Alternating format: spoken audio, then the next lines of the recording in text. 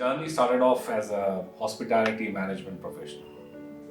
So I spent 3 years learning hospitality management, and I was selected by the Taj Group of Hotels as a management trainee in the year 1990, and spent the next 5 years with the Taj Group in various roles like operations, human resources, training, and the front office. So post that, I decided to take a small break because I lost my dad, and I needed to support my family.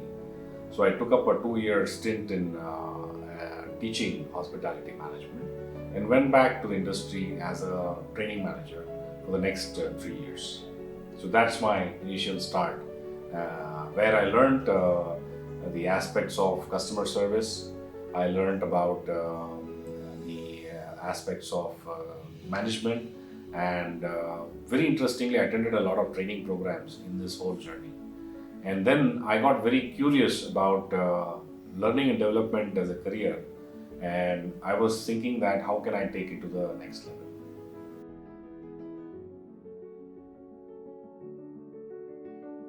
In the year 2000, I started Ninedots corporate training.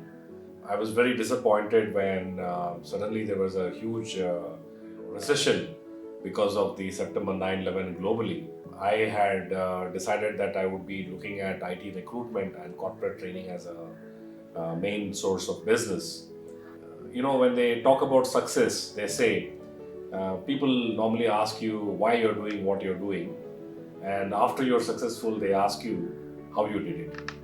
Around 2003, I decided to hive off my recruitment business because I was not feeling that that was something that I am passionate about, or that's not where my future lies. And I decided to move completely into corporate training. They say it's an overnight success. Overnight success in as far as Ninedots is concerned is more than 10 years. So it took me 10 years to really establish ourselves with the corporate, with a lot of hard work, perseverance, and with a great team behind me to go and do great work where we got recommendations from our customers. Of course, every time there is a slowdown in the economy, the first thing to get hit is the learning and development sector. The fact that we have a dedicated team who have stuck through us through the toughest times, we've been able to survive, and now we are a 20-year-old firm, and we are known amongst all the top corporates in the country, and we are one of the people whom they consider in finalizing any of the learning interventions. They do consider us.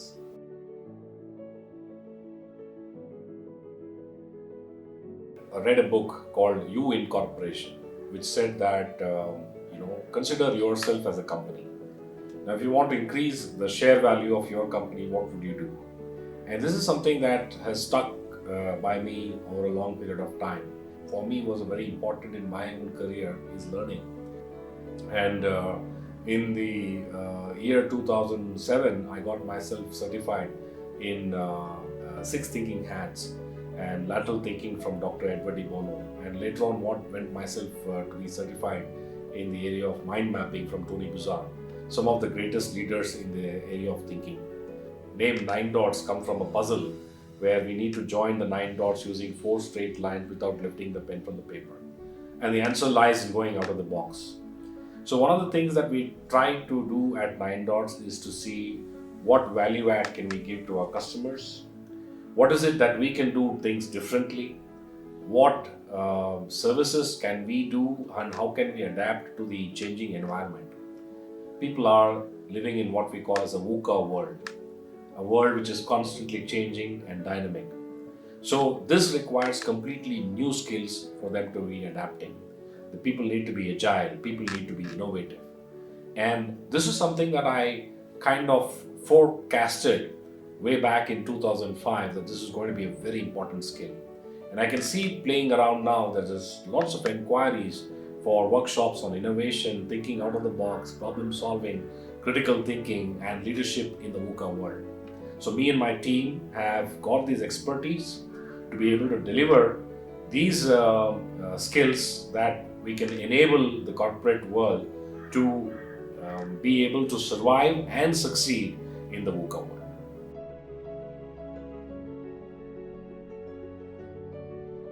I personally feel one of the things that really helps you to succeed in the present environment is the ability to adapt. When you're saying adapting, that means that you're not sticking to your own ways of doing things. You're innovative, you're challenging the status quo, you're asking these questions: how can I do things better? What else can I do here? And how can I add value to my customer? If you can have these questions at the back of your mind, any business will be able to do well.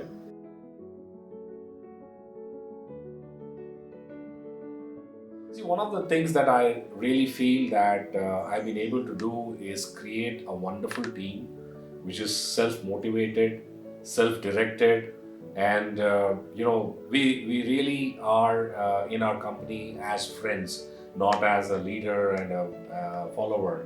And we are all together. We work with projects together. We brainstorm together, and through this, we've been able to retain customers for many years. I have one of my customers who I have been working since 2004 now, and it's almost 15 years. This kind of customer satisfaction is something I'm very proud of. We will be very successful in this area.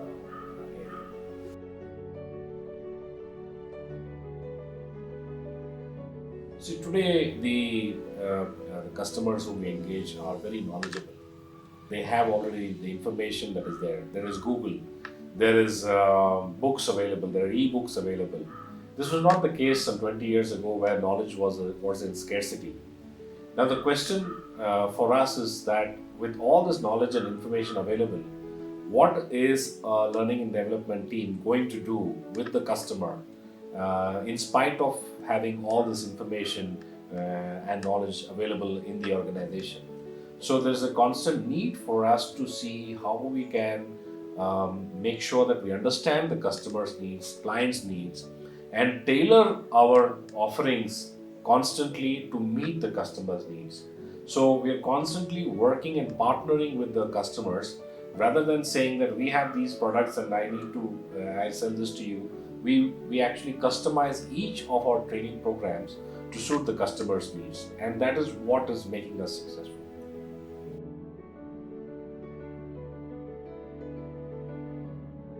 I actually did a personal analysis of myself, and I did a psychometric test, and I found out that one of my key values is helping others. I could see why I enjoy corporate training so much, because every day I am in the job of trying to enable and help others whom I'm interacting with. I also find that this seems to not only limit myself to my work, but apart from work, I am a Rotarian. So I work with many projects to help the society. I am a member of the Multiple Sclerosis Society, where we help people affected with multiple sclerosis. We are trying to build awareness about the disease. I also have formed a group called TGIS, which stands for Thank God It's Saturday, where we try and mentor amateur photographers and create a platform for them to thrive and practice their skills. So in all these tasks, I find joy in helping others, and that's something is a driver for me.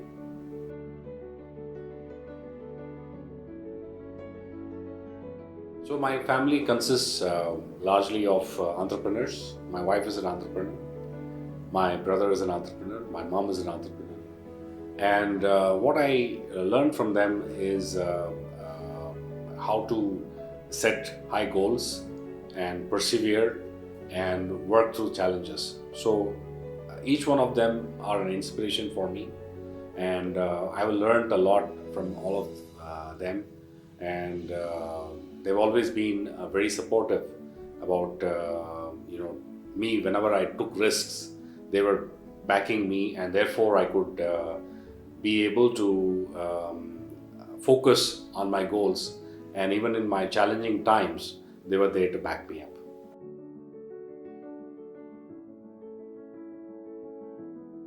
I always say that when you enjoy your work, it is no longer work. So there's only life. And I have made it that there's a lot of delegation which happens. I enable people, both my team members and people whom I work with at my NGOs as well. I spend time with them in coaching and mentoring so that I can focus on the key things that are important in my life. I'm able to spend my time between my work, which is Ninedots, which I spend around 10 to 12 days in a month, and the remaining time I spend working on social causes like the Rotary and Multiple Sclerosis Society, and also pursue my hobby as photography. If we plan ourselves, we can manage all these things effectively. So I think it's very important to know what you want and then slot this in your life.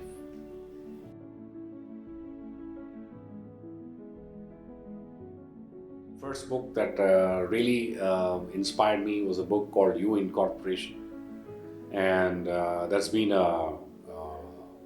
something that I always felt that a small little idea of how you could increase your own personal value, what you should do, was very inspiring. There's another book which I was really inspired is The Six Thinking Hats by Dr. Edward de Bono. And when I read the book, it was so interesting that I got myself certified in this program, and I'm a certified trainer. So I think everybody needs to read these two books on personal development. But apart from that, I feel people should, I love reading biographies and also watching movies on biographies, because we get to learn a lot from other people's lives. So if I were to recommend something, I would say do study people's biographies.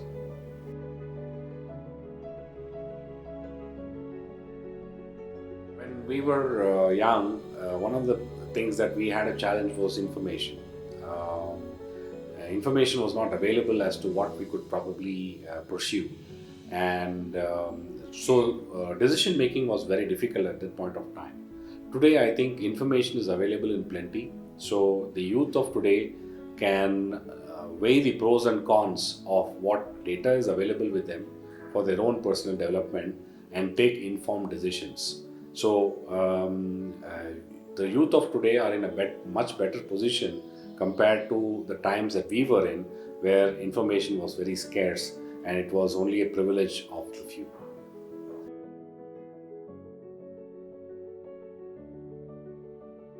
So the advice I have is that you have a goal, you work towards the goal, and maybe it will not be a success.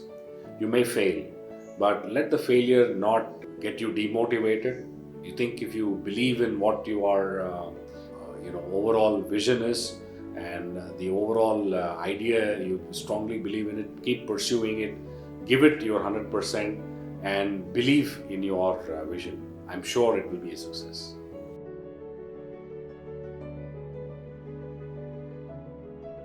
So my dad brought a brochure of Hasselblad, and which I saw some amazing photographs, and immediately I was drawn to this art of photography. Over a period of time, my dad was able to get me a basic camera, which I practiced, and only later on in my life I could afford a decent SLR, and I started from the film days. So I was also interested in nature and wildlife at that point of time, and I could combine both this art of photography as well as the appreciation for nature and wildlife. Later on, I met Mr. Anand Sharan, and with his mentorship, I also developed my photography skills. And it was a time when we were transitioning from film to digital, and the digital cameras were slowly gaining momentum, and it threw open a whole lot of new possibilities of being able to experiment and be able to make mistakes and learn from those mistakes, which was not possible during the film days, where it was very expensive to make a mistake.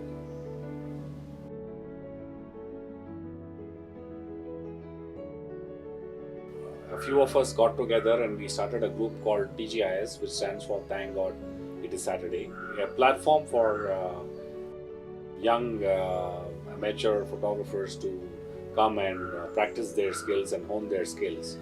And basically, most of them were people who have finished the basic workshop with Mr. Anand. And as we started looking at the possibilities, we said, why not we exhibit our pictures? And the first exhibition happened in 2013. And in the exhibition, we were able to sell our pictures. And we also decided that the entire proceeds of this exhibition will go towards a social cause. And we also, at that point of time, decided that Multiple Sclerosis Society will be a benefactor of the proceeds. And we were able to raise, since then, every year between 5 to 7 lakhs of rupees through the sales of pictures, with the support of the members of TGIS who have selflessly donated their photographs for this particular cause. So not only get the people get to exhibit their pictures in a gallery, they also feel happy that this entire thing is going for a cause.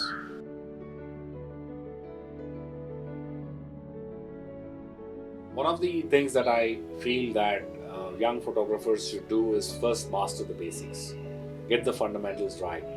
The second is to find their own style. While you can be inspired by people, photographers that you are watching and you're observing, eventually one needs to find what is their core passion.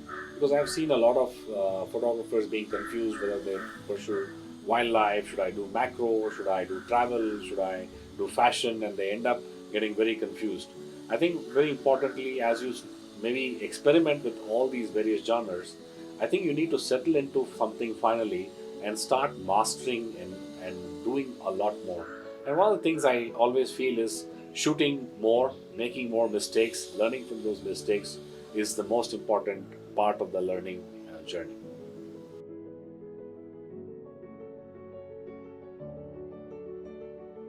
I was also fascinated by travel, and after some point of time, I felt that wildlife was not really my calling, and I started experimenting with travel photography. And not only it gave me a chance to visit various places in the world, it also gave me a chance to understand different cultures. And slowly, I started getting more and more involved into travel photography. And with the pictures that I have shot across the world, I have won multiple awards, like the International Color Awards and the famous Black and White Spider Awards, as well as participated in many salons as well. So these awards have always been very encouraging and reinforcing, especially in a very competitive photography world. When one gets appreciated, in an international forum, you get a little more confident, and with this confidence, you try and strive for better work as you go along. One of the things I realize is a constant need for learning, in whether it is my profession or my passion. One needs to be ensuring that you constantly learn. There's always a scope for learning. The moment you decide that you know everything, I think you're finished.